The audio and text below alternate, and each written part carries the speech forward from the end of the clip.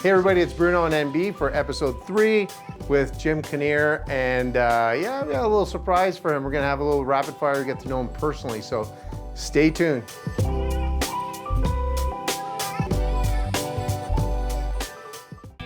That's right. What's up, you sucker? What's up, you sucker? What you looking at? Hey everybody, it's Bruno on NB where it all can't be serious, and la troisième période, the third period, as they say in the Montreal Forum. And I can say that honestly because that's where my good friend Jim is from. Troisième période. And welcome. This one here, yeah, we were a little serious last time. We can't always be serious. We call this a little rapid fire. It'd be a lot of fun for our viewers and across Canada to get to know you, not for your business stuff, because everybody, that's been well documented and great background. We want to get to know you. But before we get to that, our little rapid fire session, very few people know about, I'm talking about across Canada, your story on sponsoring the Saddledome and what it meant to the Flames that period of time. Do you want to share that story? That was a very interesting story. My ex-wife was a big Red Wings fan. Mm-hmm. And anyway, so we were coming back to the Calgary one night. We were skiing up at Lake Louise, driving into Calgary. Picture was driving in.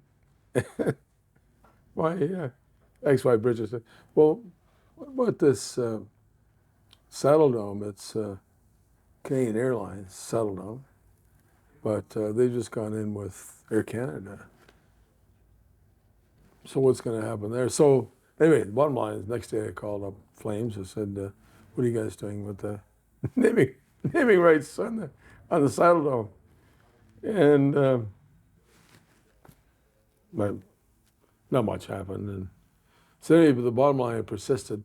So as it went along over several months, they said, "Well, look, we can offer you a position in the Chrysler Club," whatever it was called Sure. back then, and then you can get a naming rights on the, that was coming up. Yeah, that's fine. "Oh, we can offer you some rink boards, Yeah, So fine. they're small timing you there. Yeah. They didn't know I was serious.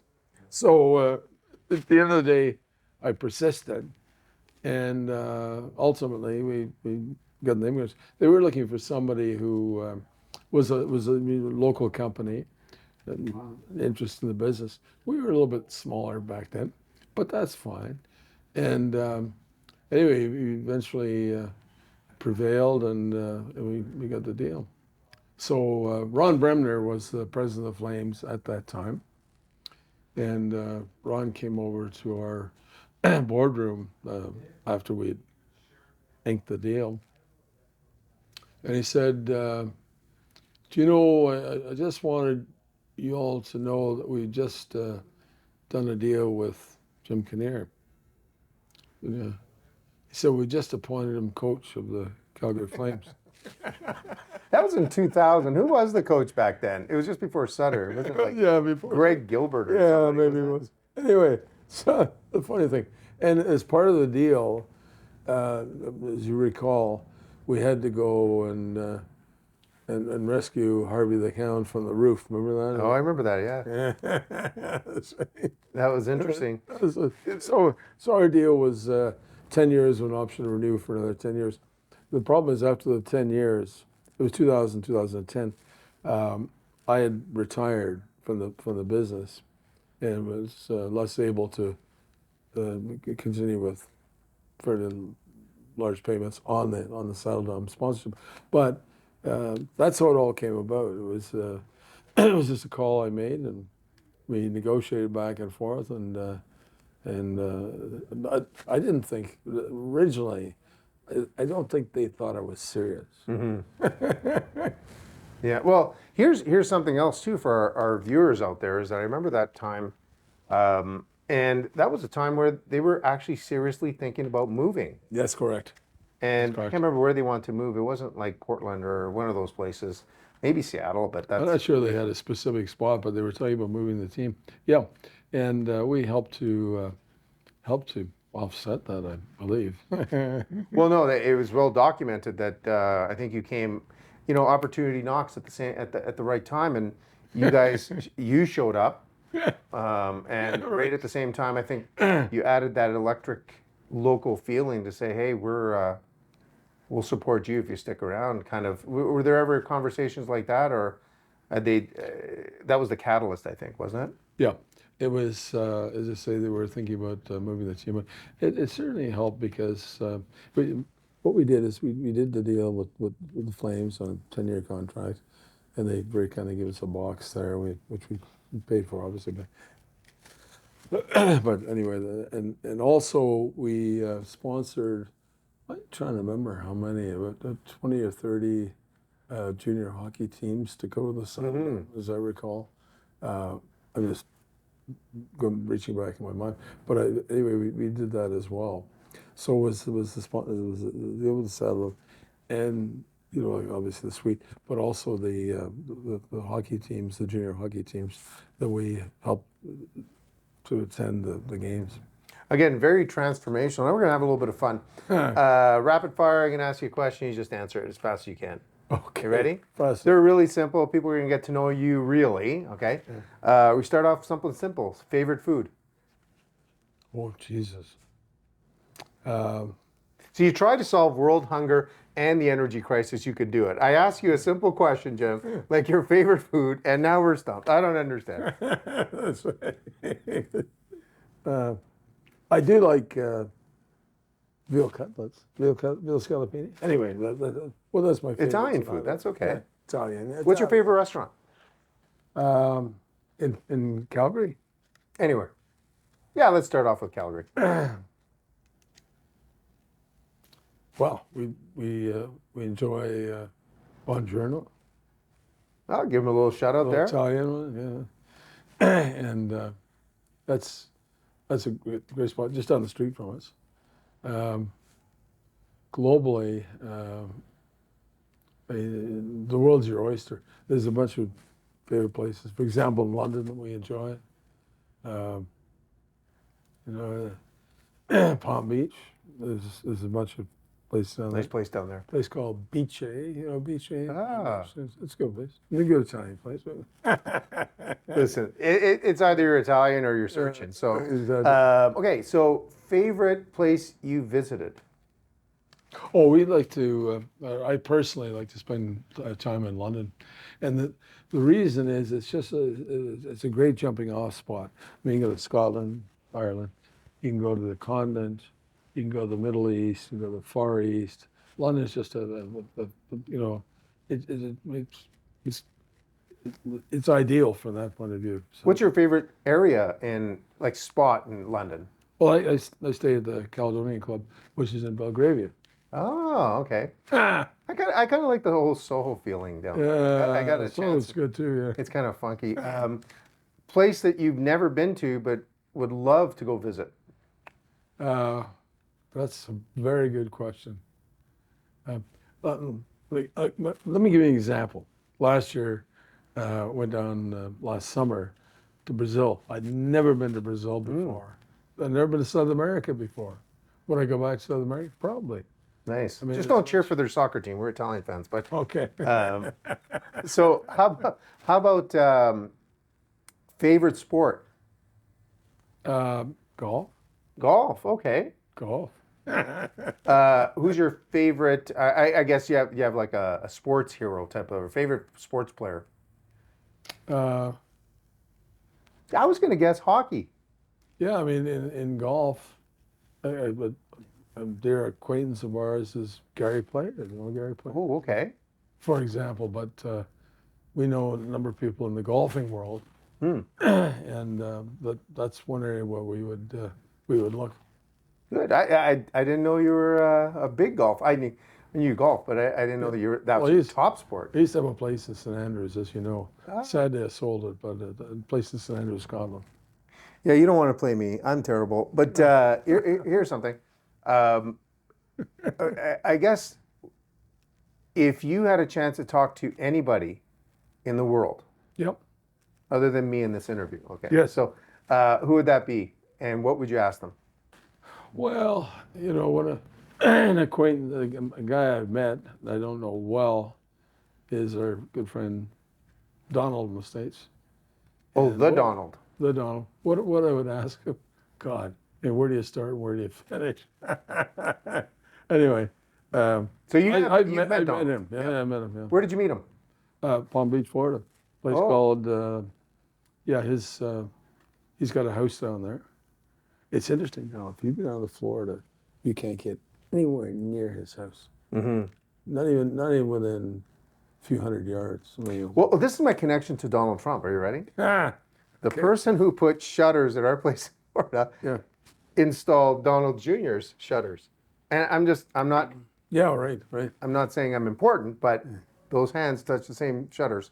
So yeah, because he's Donald, he's on the golf side, Donald Jr. with his new wife. But what would be one thing you would ask him honestly? Like he's sitting here right now, and you say, Donald, it's been a while since we met, but Well, I mean, where do you start? Where do you finish with Donald? I mean, he's got lots on his plate right now.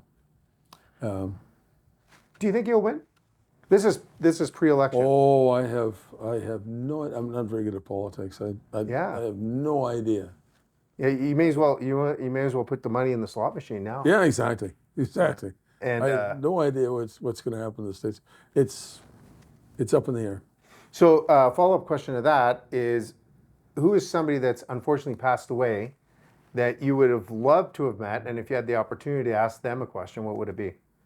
I would say, well, how about Winston Churchill? Okay, what would you ask him?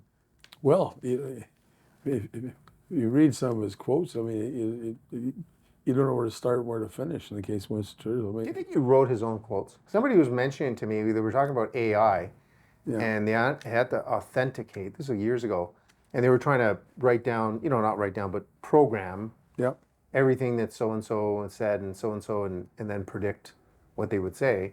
And one of them said the biggest problem was that, I can't believe I remember this, but they said, biggest thing is to authenticate that they actually came up with these quotes. yeah. Because they have speech writers and I don't know how. But what would you ask them? Good question. I mean, there's so much you could think about in this case. I mean, it was amazing guy, amazing guy. One of the big figures of our lifetime. Follow-up question on rapid fire is, I guess, who is the most inspirational person in your life that got you kind of like over the top and kept inspiring you? There were. It's interesting you mention that. There were several people that were inspirational. You know, I thought about this recently because I'm thinking of writing a book, and in fact, I am writing a book. But I was thinking about some of the people in my life who've been, if you would, inspirational, or and I'm not sure you can single out one. Several people who you'd say were instrumental in some of the decisions you may have made, or some of the inspiring you. Mm-hmm. Yeah. I'm not sure I'd pick one, but I'm funny you should mention that because that's something I'm working on. Well, we'll read the book when it's in read there. the book, But exactly. favorite rock band? Let's see. Rock band? Rock band. Well, what, Beatles? Oh, okay. Favorite song? Or Beatles, Rolling Stones. Rolling Stones. Rolling Stones. They're writing more material. Yeah, that's right. That's right. Did you ever meet them? Did they ever play at the No, Saddledome? but I went to two of their concerts in Hyde Park in London. Oh yeah, nice The place. first one was in 1969. Oh my gosh. You're gonna say 1969, and the last one was about 2-3 years ago. Then but was about 50 years later. Mick's still wearing the same clothes. Mick and yeah, exactly. Favorite song? We like Sinatra. Yeah. Okay. My Way. My Way, wasn't it written by a Canadian, right? Paul Anka Paul grew up down the street from Bayswater in Ottawa, Ontario. In Ottawa, that's Absolutely. correct. That's Yeah. correct. And my uncle Paul did Anka, him. Here's the greatest time of your life here. Ready? Yeah. Okay. You get to ask me a question. Any question. I'm just joking. But you get to ask me any question you want. Just don't make it too hard. Oh, okay. No. You make So- it. I'm just joking. So what are your goals and ambitions? What would you like to do next 5, 10 years, 20 years? I mean, Honestly, it's funny. Thanks for that question. My overall goal is stay healthy. Okay. I know it sounds. I'm a simple dude, right? Like it's just like Jim. You know what? You have no health, you got nothing, Yeah. right? And you get to that vintage. That's something somebody told me. He goes, "You're at that vintage." Like that means I'm old. You get to that vintage where you start thinking, you know what? Becoming a billionaire. I'm Italian, but I become a billionaire by the time I count the money, I'll be dead, right? Yeah. So it's because that kind of stuff. But I think being healthy is really important Yep. goal overall, and it's harder because it's tougher to make a living these days, and it doesn't matter how you turn it and burn it. It costs you a fortune to do something. So you have to be aware of earning at any age, right? Have you put away enough money, et cetera, but the health thing is paramount, and that's my number one goal. My sub goal is obviously, with this media company, our goal is to really get small and medium-sized business noticed. That's Yes. kind of my goal is that growing up in small, medium-sized businesses, being a startup person, I just think that the last 10 years have been not kind to small and medium-sized businesses, and we want to make a difference to them. It's hard. Yeah. Because, well, you started off as small business, I started off as small business, That's and right, then we did. all of a sudden, you said it in one of our other interviews, if, this is a maverick enterprising city and area. Yeah. And slowly but surely, I think something's been taken away from not just our city, but our country and even North America, where it's like people are apprehensive because you're dealing with bigger numbers. And once you deal with bigger numbers, I feel that your risk grows higher and it discourages a lot of people. And with the advent of all the shutdowns we had in the last couple of years, it made it really, really difficult for small businesses. So other than health, my goal is to really help small to medium-sized companies really blow it up and become the power that we should be. And that was a great question. I appreciate that. But Jim, it was a real pleasure spending some time with you. And you, Bruno. And thanks for everything you've done. You're more than welcome. Not only for the city, the province, but also for Canada. You just do what you can do. Yeah, that's right. And remember, for young entrepreneurs, explain to them how you get started. You get started by starting. That's a great thing. And we're looking forward to your book. So starting that book. All right? And a lot of pictures for me because I like pictures. Anyways, guys, we'll see you guys next time. Thanks, Jim. That was great. Thank you very much, Bruno. I enjoyed that immensely. Awesome. Thank you. See you guys next time.